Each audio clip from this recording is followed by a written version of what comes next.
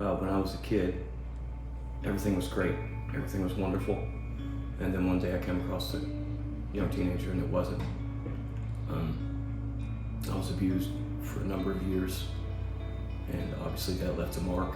By the time I came out of that, my mother had remarried, and my stepfather continued on with the exact same abuse until the time I was almost 15.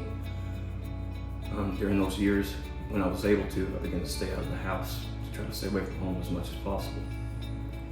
And I started smoking marijuana, I started drinking, I went to alcohol, and by the time I was in my late teens, I was just destroyed. I didn't know what else to do. I just kept hiding, and the drugs got worse and worse. In 17, when I told you earlier that I like to burn my life down, I managed to get a manufacturing charge and a possession charge. So I went to prison, got out on parole, relapsed, went back to prison. This time I realized that if I didn't do something different, I could have went home, but I went back to the same environment that I basically got sick in and stayed sick in. So I gave you a call, actually. You asked me what I thought about Jesus. I told you what I thought. I really liked that.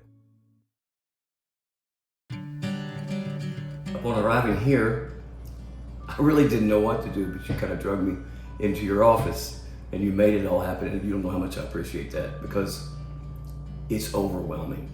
When I was scared to get a job, you just kind of pushed me on. Scared to show my record, you just kind of pushed me on, just keep trying, just keep trying, just keep trying.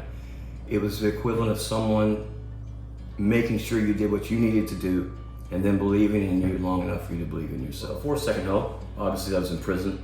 I had 2.5 years more parole left before I would be off of it. No job, no credit, no education, just all the wonderful things that you don't get when you're in addiction. So since I've been in Second Hope, I got a wonderful job to get my money saved up. I got into school.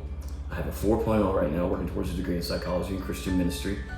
I'm back in my children's lives to the degree that I can go there and see them all by myself. I'm caught up on my child support, which I was dramatically behind on. I was able to get them Christmas. I've been able to get them their birthdays. I'm walking close with Christ. I'm praying daily. I'm at peace. I sleep at night. My mother, I've put her through so much.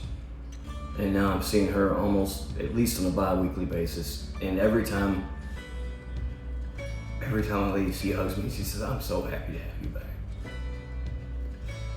And it's a good feeling, but it's also, it's a crushing feeling. It's a good feeling.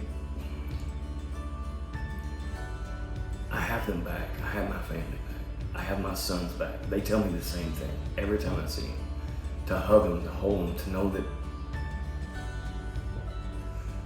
that I can finally be the person that they deserve for me to be. I can't really tell you why, but for some reason, all these years, I've believed that Jesus could do and loved everyone. I believe he did me too, but it never sunk in at the heart level. When I came here, I got around a bunch of men who convinced me that not only did Jesus die for my sins, but that he could be my strength. That when I had a craving, so to speak, or an anxious thought, or depression, or any of these things, that I could take those things and lay it at the cross. And so this time around, I knew Jesus had forgiven me for my sins, but I didn't know that he had the power to take everything else. And now my walk with him is the first thing I talk to in the morning. I talk to him all day long. I have an anxious thought, I give it to him. I have a praise, I give it to him. If I get depressed, I give him that. If anything and everything, good or bad, my walk with Christ now is he has every single bit of me. And I realize that he loves every single bit of me, and that he is enough, that his grace is sufficient for any and everything I face all day long, every day.